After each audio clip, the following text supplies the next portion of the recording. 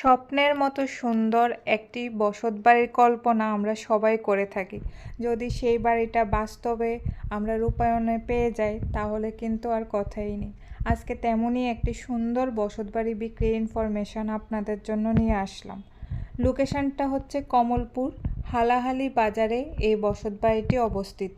Pitch রাস্তা থেকে প্রায় 20 মিটার দূরত্বে এই বসতবাড়িটি অবস্থিত।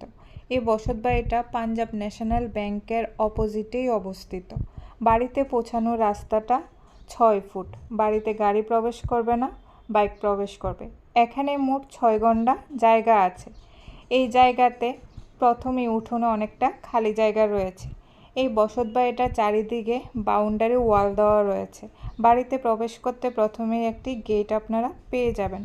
বসতবাড়িটা খুব সুন্দর। যারা এসে এই বসতবাড়িটা দেখবেন, আশা করছি সবার এই বসতবাড়িটা দেখলে পছন্দ হবে। বসতবাড়িটাতে রয়েছে একটি ঠাকুরঘর, আরও রয়েছে একটি অ্যাকোয়ারিয়াম। চলুন এবার বসত ঘরগুলো ঘুরে আপনাদেরকে দেখিয়ে দিচ্ছি। 6 গন্ডা জায়গার উপর 3 তলা ফাউন্ডেশন দেওয়া 2 তলা কমপ্লিট একটি বিল্ডিং বসতঘর রয়েছে। এই বসতঘরের গ্রাউন্ড ফ্লোরে রয়েছে ড্রয়িং রুম, 2টা মাস্টার বেডরুম, অ্যাটাচ কিচেন এবং অ্যাটাচ টয়লেট এবং বাথরুম। প্রতিটা রুম কালার করানো রয়েছে এবং খুব সুন্দরভাবে সাজানো গোছানো রয়েছে। তাছাড়াও এই বিল্ডিং বসতঘরের ফার্স্ট ফ্লোরে রয়েছে 4টা bedroom, drawing room, attach kitchen.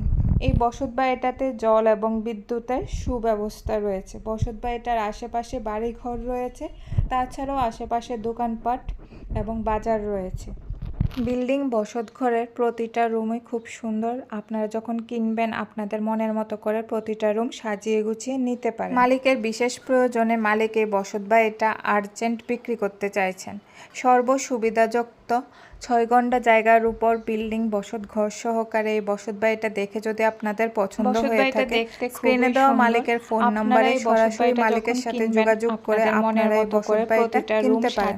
বসতবাড়িটার দাম সম্পর্কে জানার জন্য এবং অন্যান্য কোনো ডিটেলস জানার জন্য স্ক্রিনে দেওয়া মালিকের নাম্বারে যোগাযোগ করে আপনারা জানতে পারেন। আজকের ভিডিওটা দেখে যদি আপনাদের ভালো লেগে থাকে তাহলে অবশ্যই লাইক, শেয়ার, কমেন্ট করে সবাই পাশে থাকবেন এবং আমাদের পেজটিকে ফলো করে রাখবেন। আজকের ভিডিওটা দেখার জন্য সকলকে অসংখ্য ধন্যবাদ।